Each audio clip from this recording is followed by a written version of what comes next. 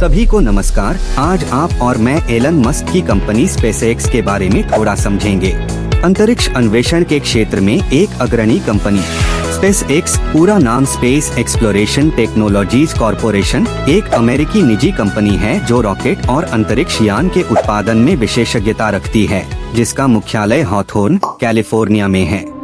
SpaceX की स्थापना 14 मार्च 2002 को एलन मस्क द्वारा की गई थी। स्पेसएक्स का जन्म विमानन और अंतरिक्ष प्रौद्योगिकी के विकास को बढ़ावा देने के उद्देश्य से किया गया था, जिसका लक्ष्य लागत कम करना और बाद के प्रक्षेपणों के लिए अंतरिक्ष यान के पुनः उपयोग में दक्षता सुनिश्चित करना था।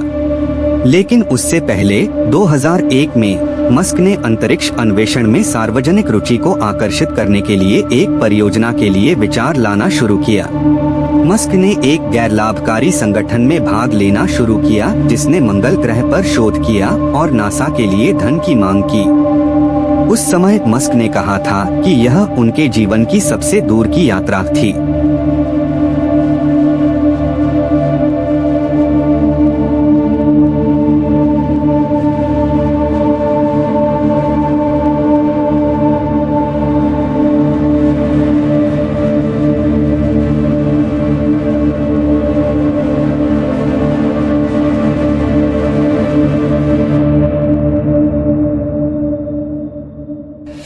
उसके बाद एलोन मस्क ने रूस से सस्ती DNAPR मिसाइलें खरीदने के लिए बातचीत करने के लिए रूस के ऊपर से उड़ान भरने की कोशिश की, लेकिन असफल रहे और खाली हाथ लौट आए क्योंकि रूसी मिसाइलों की कीमत बहुत महंगी थी।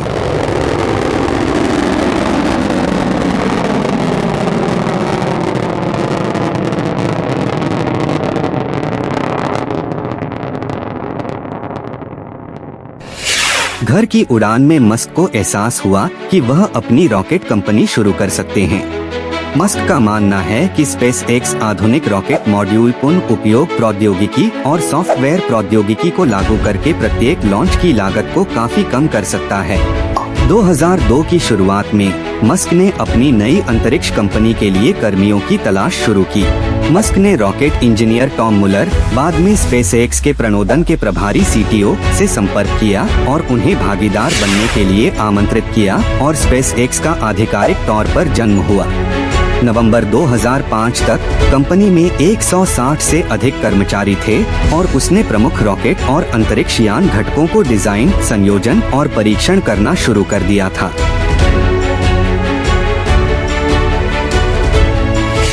दो 2005 से 2009 के दौरान स्पेसएक्स ने अपना पहला कक्षीय प्रक्षेपण यान फाल्कन 1 विकसित किया। फाल्कन 1 एक छोटा बूस्टर रॉकेट है जो कई 100 किलोग्राम वजन को पृथ्वी की निचली कक्षा में पहुंचाने में सक्षम है। 2 चरणों के साथ डिजाइन किया गया। पहला चरण मर्लिन इंजन से सुसज्जित है और दूसरा चरण केस्ट्रेल इंजन से सुसज्जित है। उस समय फाल्कन 1 को विकसित करने की कुल लागत लगभग 90 मिलियन अमेरिकी डॉलर थी।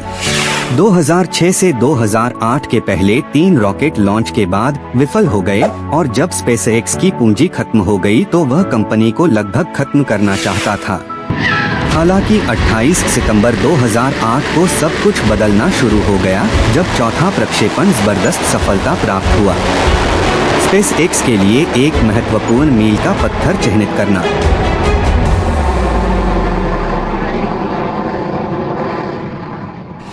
विकास के प्रयासों को जारी रखते हुए स्पेसएक्स ने फाल्कन 9 नामक अगला रॉकेट बनाया है, जो औसत लिफ्ट के साथ 22,800 किलोग्राम तक कक्षा में लॉन्च करने में सक्षम है। लगभग 300 मिलियन अमेरिकी डॉलर की अनुमानित लागत के साथ यह आधिकारिक तौर पर निर्मित होने वाला दुनिया का पहला पुनः प्रयोज्य रॉकेट है।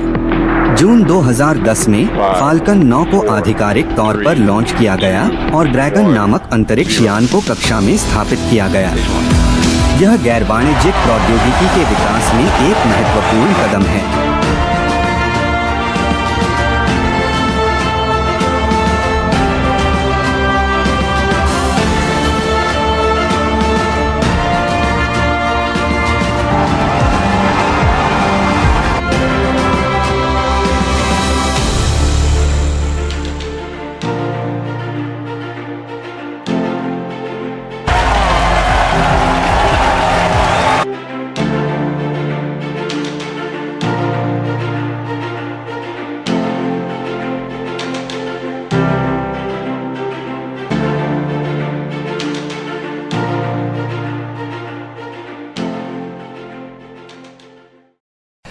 यही नहीं रुकते हुए स्पेस एक्स ने ड्रैगन सी 2 नामक लगभग 400 मिलियन अमेरिकी डॉलर मूल्य का एक अंतरिक्ष यान बनाना जारी रखा है, जिसे लोगों और सामग्रियों को अधिक प्रभावी ढंग से अंतरिक्ष में लाने के लक्ष्य के साथ डिजाइन किया गया है। ड्रैगन सी 2 को मई 2012 में सफलतापूर्वक लॉन्च किया गया और ड्रैगन अंतर्राष्ट्रीय अंतरिक्ष स्टेशन ISS तक माल पहुंचाने वाला पहला वाणिज्यिक अंतरिक्ष यान बन गया।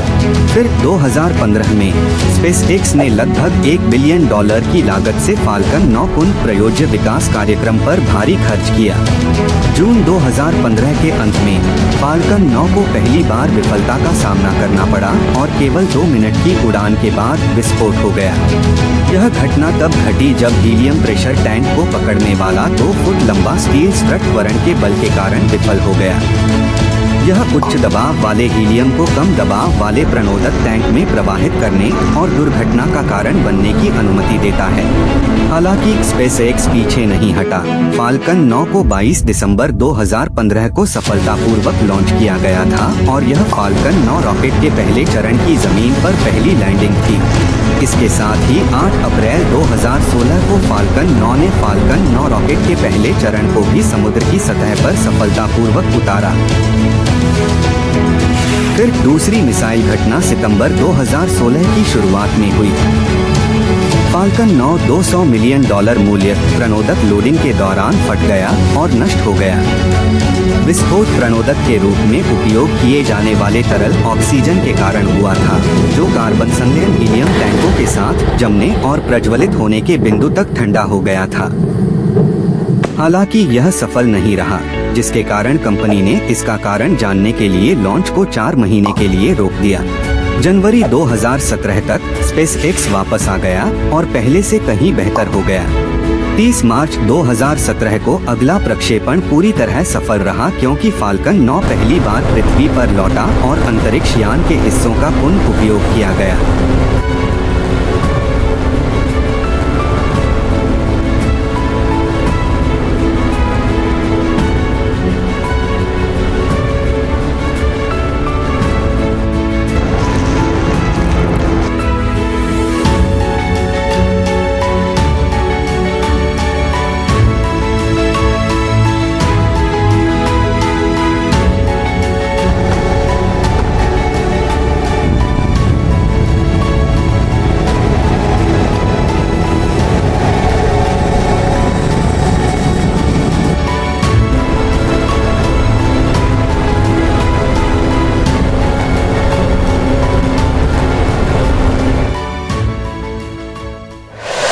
यही नहीं रुकते हुए स्पेसएक्स भारी वस्तुओं को अंतरिक्ष में ले जाने में सक्षम होने के लक्ष्य के साथ फाल्कन हेवी नामक जहाज विकसित करने के लिए लगभग 500 मिलियन अमेरिकी डॉलर की भारी राशि खर्च करना जारी रखता है।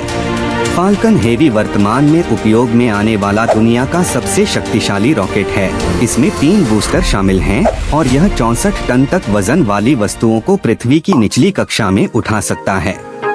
आधिकारिक तौर पर 6 फरवरी 2018 को फाल्कन हेवी ने अपनी पहली उड़ान में एक टेस्ला कार और अंतरिक्ष यात्री सूट पहने एक पुतले को सफलतापूर्वक अंतरिक्ष में लॉन्च किया।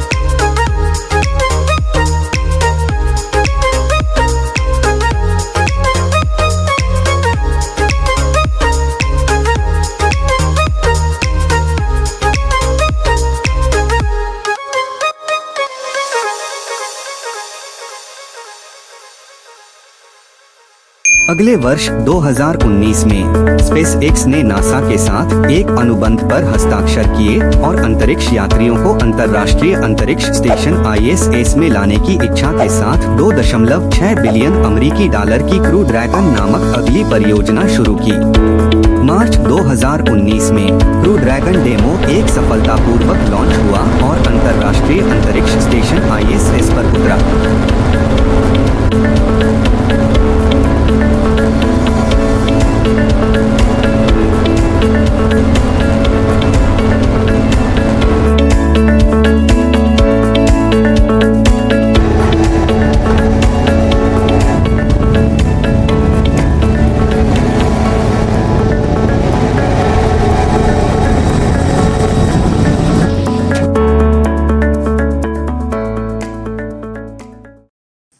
मई 2020 स्पेसएक्स के लिए एक महत्वपूर्ण मील का पत्थर साबित हुआ, जब क्रू ड्रैगन डेमो -2 सफल रहा और नासा के 2 अंतरिक्ष यात्रियों डग हर्ले और बॉब बेनकेन को कक्षा में और अंतर्राष्ट्रीय अंतरिक्ष स्टेशन ISS तक लाया। बिल्कुल सुरक्षित, स्पेसएक्स अंतरिक्ष यात्रियों को अंतर्राष्ट्रीय अंतरिक्ष स्टेशन तक ले जाने वाली पहली निजी कंपनी बन गई और 9 वर्षों में अमेरिकी धरती से पहला चालक दल प्रक्षेपण हुआ।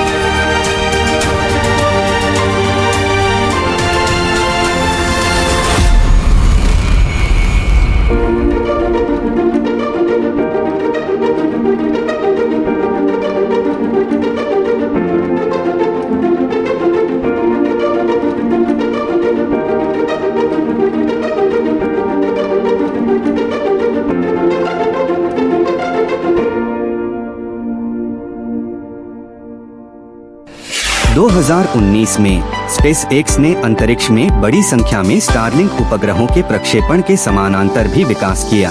आज तक 4500 से अधिक स्टारलिंक उपग्रह हैं। यह विश्व की सबसे बड़ी व्यावसायिक इंटरनेट उपग्रह प्रणाली है।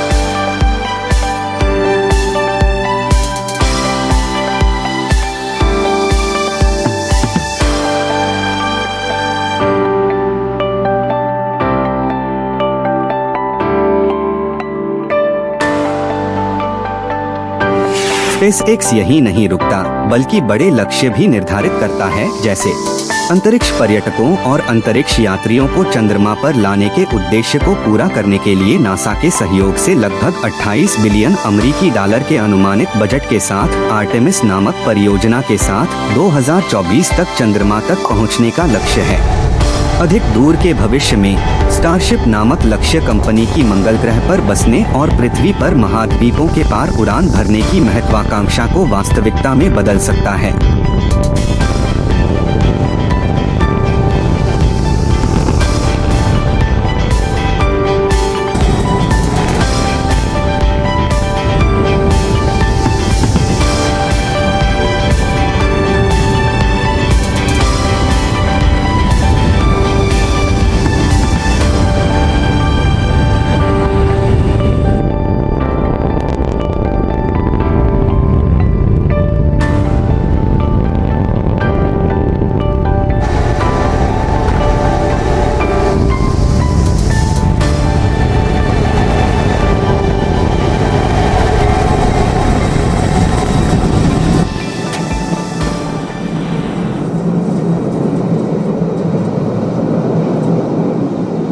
अपनी स्थापना के बाद से स्पेस एक्स ने पिछले कुछ वर्षों में लगभग 300 बार सफलतापूर्वक लॉन्च किया है। आज तक स्पेस एक्स की कक्षा में 4 रॉकेट लॉन्च साइटें हैं: Cape Canaveral space station, Vandenberg space force base, Kennedy space center और ब्राउन्सविले, टेक्सास के पास एक साइट। स्पेस एक्स का जन्म अंतरिक्ष और अंतरिक्ष प्रौद्योगिकी के क्षेत्र में एक महत्वपूर्ण कदम है। स्पेस एक्स न केवल अत्याधुनिक प्रौद्योगिकियां लाता है, बल्कि अंतरिक्ष के प्रति हमारे दृष्टिकोण में एक नया बदलाव भी लाता है, नए अवसर खोलता है और हमें अंतरिक्ष अन्वेषण में आगे बढ़ने में मदद करता है। महान लक्ष्यों और मनुष्यों को पृथ्वी से परे ले जाने के मिशन के साथ स्पेस एक्स निश्चित रूप से भविष्य में देखने और इंतजार करने लायक एक उल्लेखनीय कंपनी बनी रहेगी। रोचक तथ्य, रहस्य, चमत्कार, विश्व में जीवन, यूएफओ।